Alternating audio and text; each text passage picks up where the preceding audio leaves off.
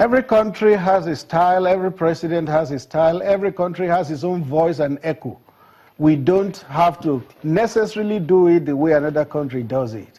But just be assured that every Nigerian soul is precious, precious to this president. And when a Nigerian life is lost, it touches him. The fact that you don't see him at that venue does not mean that it does not touch him. It does not have to do it as other presidents would do. There are other presidents in the world who don't necessarily also use that template that America or other countries of the West would use. So it's not a must that we must follow that template. Nobody is asking. The only way we can know that the president is touched by it, you've told us, we believe you, Mr. Adesina, for example, but we do not see the president every day. But when these kind of things happen, the president, as the leader of the country, is supposed to inspire the nation in times that difficult times, good times. The president, not only on October 1, not only on the day of May 29, that we want to see the president. Nigerians want to hear the president where the price of tomato has gone down and affected the lives of Nigeria. When one person or two persons have been killed, they want to hear the president. Will the president be doing that in the coming days? No, the president will do what is right and proper at all times. Interesting, Mr. Adesina. But let me quickly take you to other issues coming on the plate now. We saw what happened in Turkey.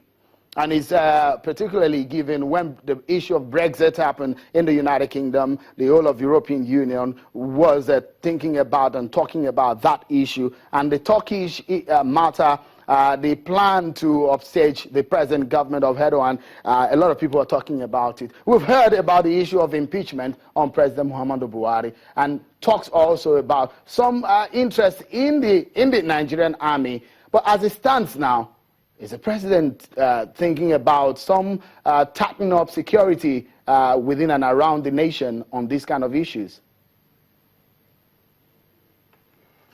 I like the word that Chief Oyegu used about the so-called impeachment. He said it was nonsensical, and I think that's just the word to use. And he said it was a non-event because it hadn't even started. There was nothing to it. It was a will-o'-the-wisp. There was no substance to it. So there is no need to begin to tighten security over what does not exist, really. I think our democracy is safe, our democracy is growing, and it will continue to grow. Okay, there are some concerns, of course. The presidency, the government released the arms procurement investigation, and some people are saying maybe that particular document has been doctored. Well, except they come with a document that they call the original, and they also brandish one that they called the doctored version. Unless they can do that, then it's just in the realm of conjecture. Anybody can just sit back and say something has been doctored, but the onus is on that person to show us the original and the fake. Because one would be wondering, for example, during the time of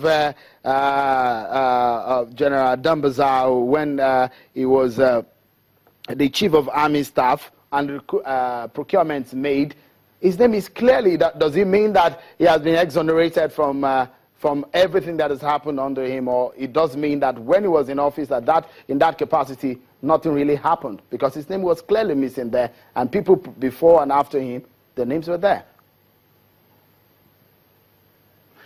I'll clearly say that the arms probe, the panel itself, is not about individuals. It's not about individuals. So we can just then bring up one individual and say, what about him? It's about a time frame. That time frame is being looked at, and the report, interim report, it said, has been released. And that was the third one that came out last week. Any other clarification you will need about that, I think the office of the NSA will gladly address it. Because a lot of people are looking, the president actually instituted that process, and people are asking integrity and fairness in this kind of process. One of the things that people want to know is that hope there is no hidden agenda about this matter. you can rest assured there's no hidden agenda. With this president, there can never be a hidden agenda. We know him to be a man that is open, that is transparent, that is ramrod straight. Okay, talk to us about the issue of, yesterday and day before yesterday, there's been talk about scarcity of aviation fuel. And it brings to mind the horrific moments of long queues at filling station and the kind of things that we see on Nigerian streets. Are we going to be seeing fuel scarcity again on the streets of Nigeria? Or what exactly is happening? Well, we know that things are a lot better, though at a higher price in terms of product pricing. It will only get better. It will not get worse. I'm sure we are not likely going back to those harrowing days. Not likely, unless there's a major glitch in the system. And I believe those who run that system will ensure that it does not happen. Okay, as it stands now, Mr. Adesina, a lot of people are asking about the implementation of the budget 2016. We've heard so much about the fact that Nigerians needed to wait for the budget to be passed. Now the budget has been passed. How far with the implementation? Yes, you also know that when the budget was passed, there was also a pledge to implement it as much as possible. But then the unforeseen variables came in. At that time, the Avengers were not yet bombing installations in the south-south region of the country. We were exporting about 2.3 million barrels of oil a day. Then we began to lose about 800 million. From 2.2 million barrels a day, it dropped to as low as 1.5 million barrels a day.